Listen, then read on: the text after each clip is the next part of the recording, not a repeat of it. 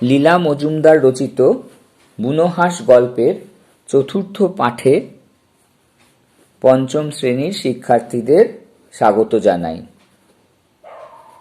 এর আগে তৃতীয় পাঠে আমরা গল্পটা সম্পূর্ণ করেছি, অর্থাৎ দ্বিতীয় এবং তৃতীয় পাঠে পুরো গল্পটা আমরা পড়েছি। আজকে চতুর্থ পাঠে আমরা গল্পের যে অনুশীলনী অর্থাৎ যে প্রশ্নগুলো রয়েছে তাই নিয়ে আলোচনা করব। অর্থাৎ যে হাতে কলমে, সেই হাতে কলমের অনুশীলনীটা আমরা আজকের চতুর্থ পাঠে শুরু করব। একদম প্রথমে দেখো 1 নম্বর প্রশ্ন, ঠিক শব্দটি বেছে নিয়ে বাক্যটি আবার লেখো। একদম একে আছে, ঠিক শব্দটি বেছে নিয়ে বাক্যটি আবার লেখো। 1-এর 1, আকাশের দিকে তাকালে তুমি দেখো। এখানে দেখো 4টে করে অপশন রয়েছে। আকাশের দিকে তাকালে তুমি দেখো ঘরবাড়ি, গাছপালা, পোকামাকড়, মেঘরোদ্দুর। কোন অপশনটা হবে এখানে? বোঝা যাচ্ছে, কারণ আকাশের দিকে তাকালে আমরা নিশ্চয়ই ঘরবাড়ি দেখতে পাই না, আকাশের দিকে তাকালে আমরা গাছপালা দেখতে পাই না, পোকামাকড়ও দেখতে পাই না, আমরা মেঘ রোদ্দুর দেখতে পাই। তাহলে আকাশের দিকে তাকালে তুমি দেখো মেঘ রোদ্দুর। তাহলে একদম চতুর্থ যে অপশনটা রয়েছে শূন্যস্থানে সেটা হবে। 1-এর 2, হিমালয় ছাড়া ভারতবর্ষের আরও একটি পর্বতের নাম হলো, শূন্যস্থান রয়েছে। কি কি আছে? কিলিমাঞ্জারো, আরাবল্লী, আন্দিজ, রকি। এখানেও কিন্তু আমরা দেখতে পাচ্ছি যে কটা অপশন রয়েছে, এখানেও কিন্তু 4টে অপশন রয়েছে। কি কি? যে হিমালয় ছাড়া ভারতবর্ষের আরও একটি পর্বতের নাম হলো কিলিমাঞ্জারো, আরাবল্লী, আন্দিজ, রকি। কি হবে? এটা হবে আরাবল্লী। তাহলে হিমালয় ছাড়া ভারতবর্ষের আরও একটি পর্বতের নাম হলো আরাবল্লী। এরপর 1-এর 3, 1-এর 3-এ দেখো কি আছে, এক রকমের হাঁসের নাম হলো সোনা, কুনো, কালি, বালি। এখানেও আমরা দেখতে পাচ্ছি যে 4টে অপশন রয়েছে। কি কি অপশন রয়েছে? সোনা, কুনো, কালি, বালি। এখানে হবে চতুর্থ অপশনটা, অর্থাৎ বালি। তাহলে এক রকমের হাঁসের নাম হলো বালি হাঁস। এরপরে 1-এর 4, 1-এর 4 কি আছে? পাখির ডানার বোঁ বোঁ, সনসন, শোঁ শোঁ, গাঁক গাঁক শব্দ শোনা যায়। তাহলে পাখির ডানার, বলছে পাখির ডানার বোঁ বোঁ, সনসন, শোঁ শোঁ, গাঁক গাঁক শব্দ শোনা যায়।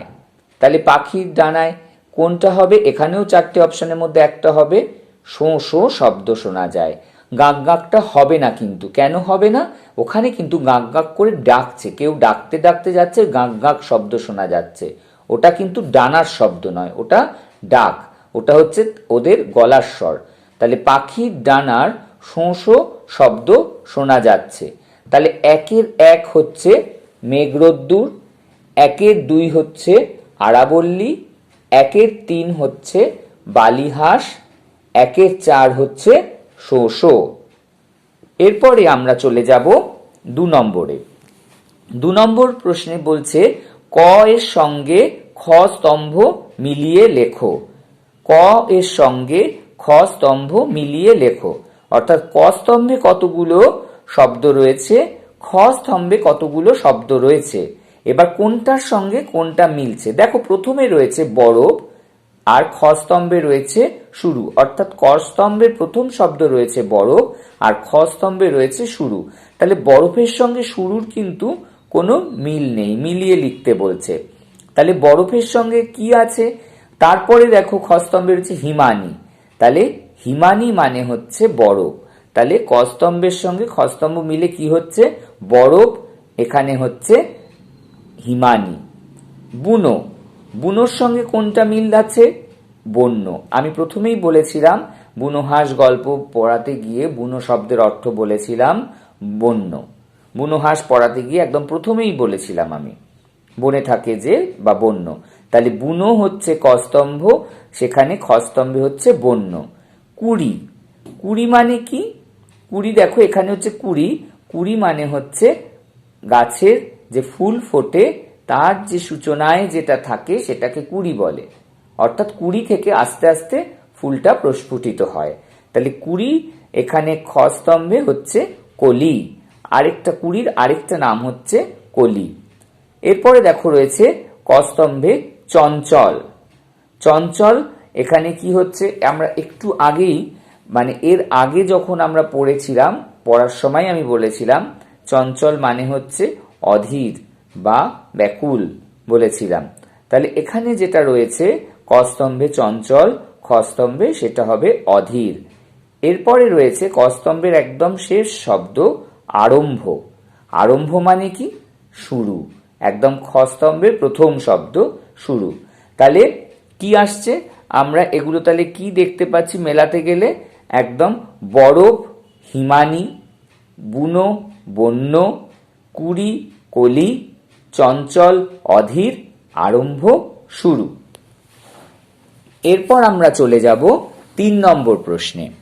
বলছে সঙ্গী এমন উঙগ রয়েছে এরকম ৫টি শব্দ লেখো। তাহলে এই গল্পের মধ্যে আমরা সঙ্গী শব্দটা পেয়েছি। সঙ্গী শব্দের অর্থ হচ্ছে বন্ধু বা সাথী। সঙ্গীটা স দন্তের স তারপর উঙয় গয় মিলে হয়েছে সঙ্গ বা সঙ্গী। তাহলে এই উঙগ রয়েছে এরকম ৫টি শব্দ লিখতে বলছে।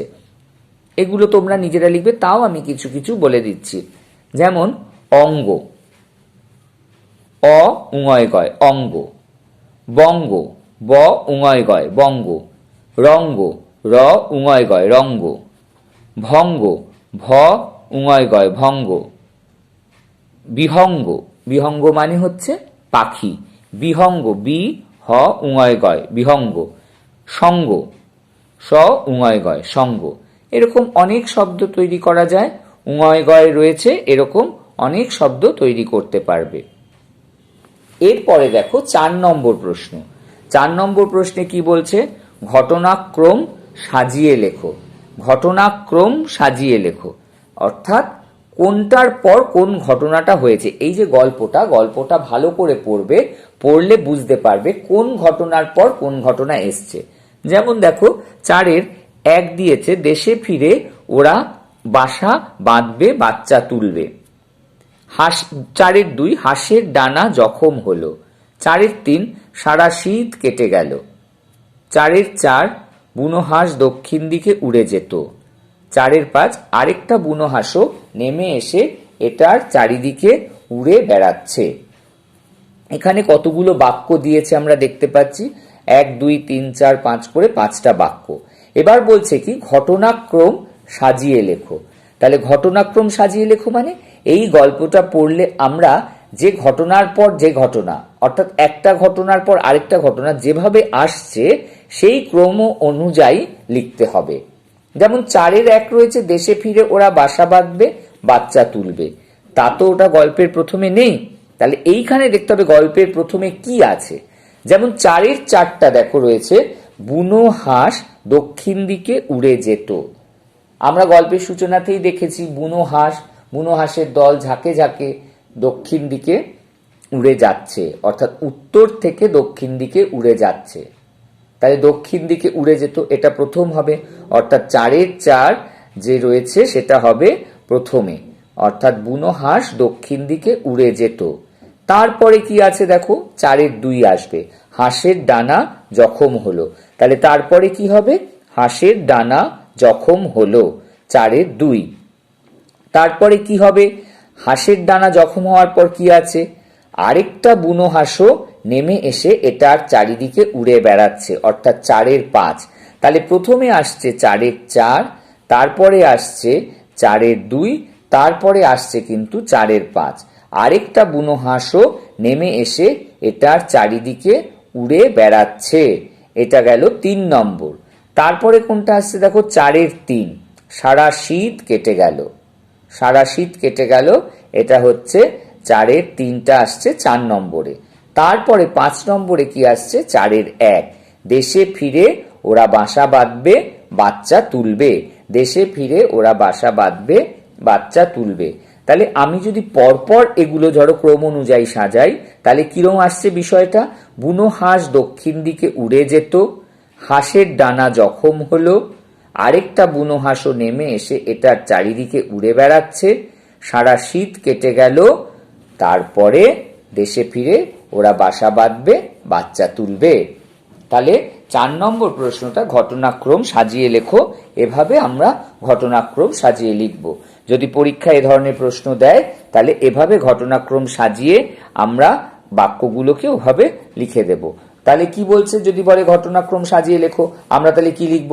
প্রথমেই লিখব বুনো হাঁস দক্ষিণ দিকে উড়ে এলো, 4-এর 4টা। তাহলে এভাবে যেভাবে বললাম, তারপরে হচ্ছে হাঁসের ডানা জখম হলো, ঠিক সেভাবেই এটাকে সাজিয়ে ঘটনাক্রম অনুযায়ী সাজিয়ে লিখতে হবে। তাহলে আমাদের কিন্তু গল্পটা ভালো করে পড়তে হবে, নইলে কিন্তু গল্পটা ভালো করে না পড়লে লিখতে পারবো না। কারণ কোনটার পর কোন ঘটনা সেটা যদি না পড়ি ঠিক মতন গল্পটা, তাহলে কিন্তু লিখতে অসুবিধা হবে। সেই জন্য বারবার বলছি, গল্প বলো কবিতা বলো যেটাই আছে সেটা কিন্তু খুব ভালো করে পড়তে হবে। এরপরে আমরা চলে যাব 5 নম্বর প্রশ্নে। 5 নম্বর প্রশ্নে বলছে শূন্যস্থান পূরণ করো। তাহলে 5 নম্বরে কি আছে? শূন্যস্থান পূরণ করো। 5-এর 1, ড্যাশ একটা বরফে ঢাকা নির্জন জায়গাতে আমাদের ড্যাশ একটা ঘাঁটি ছিল। ভালো করে গল্পটা পড়লে কোনো আমাদের অসুবিধা হবে না যদি মন দিয়ে গল্পটা পড়ি। তাহলে কি বলছে?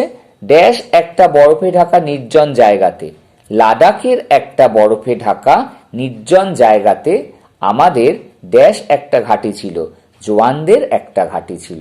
তাহলে কি হচ্ছে? দুটো যে শূন্যস্থান রয়েছে প্রথম বাক্যটাতে, তার প্রথমটাতে হবে লাদাখের আর দ্বিতীয়টাতে হবে জোয়ানদের। তাহলে কি হলো? লাদাখের একটা বরফে ঢাকা নির্জন জায়গাতে আমাদের জোয়ানদের একটা ঘাঁটি ছিল। এরপরে চলে যাও 5-এর 2, জোয়ানদের ড্যাশ রাখার খালি জায়গা ছিল। তাহলে এখানে যে শূন্যস্থান রয়েছে জোয়ানদের, তারপরে সেখানে কি হবে? মুরগি। জোয়ানদের মুরগি রাখার খালি জায়গা ছিল। যদি ভালো করে গল্পটা পড়ি তাহলে কোনো ভুল হবে না, তাহলে আমরা সঠিক শব্দটা লিখতে পারবো। তাহলে জোয়ানদের মুরগি রাখার খালি জায়গা ছিল। ভুল করে যদি আমরা হাঁস বলে ফেলি জোয়ানদের হাঁস রাখার খালি জায়গা ছিল, তাহলে কিন্তু নম্বর 0 হয়ে যাবে। তাহলে জোয়ানদের ড্যাশ এই শূন্যস্থানে কি হবে? মুরগি। মুরগি রাখার খালি জায়গা ছিল। 5-এর 3, আস্তে আস্তে হাঁসের ড্যাশ সারলো। তাহলে কি হবে? আস্তে আস্তে হাঁসের ডানা সারলো। আমরা দেখেছি ডানাটা আঘাতপ্রাপ্ত হয়েছিল, ডানাটায় আঘাত লেগেছিল, ডানাটা সারলো। আস্তে আস্তে হাঁসের পা সারলো? একদম নয়, পা কিন্তু আঘাতপ্রাপ্ত হয়নি, ডানাটা আঘাতপ্রাপ্ত হয়েছে। তাহলে আস্তে আস্তে হাঁসের ডানা সারলো। তাহলে এই শূন্যস্থানে কি হবে? ডানা। এরপরে দেখো 5-এর 4, দলে দলে ড্যাশ তীরের ফলার আকারে কেবলই ড্যাশ দিকে উড়ে চলেছে। তাহলে দলে দলে, দলে দলে কি? বুনো হাঁস। তাহলে প্রথম শূন্যস্থানে কি হবে? দলে দলে বুনো হাঁস তীরের ফলার আকারে কেবলই কোথায় উড়ে চলেছে? এটা আমরা যদি ঠিক করে না পড়ি বলতে পারবো না। হ্যাঁ, কোথায় উড়ে চলেছে? দলে দলে বুনো হাঁস তীরের ফলার আকারে উত্তর দিকে উড়ে চলেছে। তাহলে দলে দলে বুনো হাঁস, প্রথম শূন্যস্থানে বুনো হাঁস, দ্বিতীয় শূন্যস্থানে উত্তর দিকে উড়ে চলেছে। 5-এর 5, ড্যাশ গাছে পাতার আর ফুলের ড্যাশ ধরলো। তাহলে ড্যাশ গাছে বলছে পাতার আর ফুলের ড্যাশ ধরলো। কি ধরলো? তাহলে ন্যাড়া গাছে। আমরা দেখেছি একদম শেষের দিকে এটা রয়েছে। কি বলছে? ন্যাড়া গাছে পাতার আর ফুলের কুড়ি ধরলো। তাহলে ন্যাড়া গাছে কি বলছে? পাতার আর ফুলের 20 ধরলো। তাহলে 5-এর 5-এ যে দুটো শূন্যস্থান রয়েছে তার প্রথমটাতে হবে ন্যাড়া আর দ্বিতীয়টাতে হবে 20। তাহলে শূন্যস্থান পূরণ করতে যে 5টা রয়েছে তার মধ্যে যেগুলো রয়েছে সেটাও কিন্তু করতে গেলে আমাদের ভালো করে পড়তে হবে। তাহলে যদি আমরা গল্পটা ভালো করে পড়ি তাহলে কিন্তু এ ধরনের উত্তর দিতে কোনো অসুবিধা হবে না। তাহলে আজকে আমাদের এই পাঠে অর্থাৎ চতুর্থ পাঠে আমাদের অনুশীলনীর 1, 2, 3, 4, 5 এই 5টা আমরা করলাম। তোমরা ভালো করে অনুশীলনীগুলো আবার চর্চা করবে এবং গল্পটা খুব ভালো করে পড়বে। আজ এই পর্যন্তই।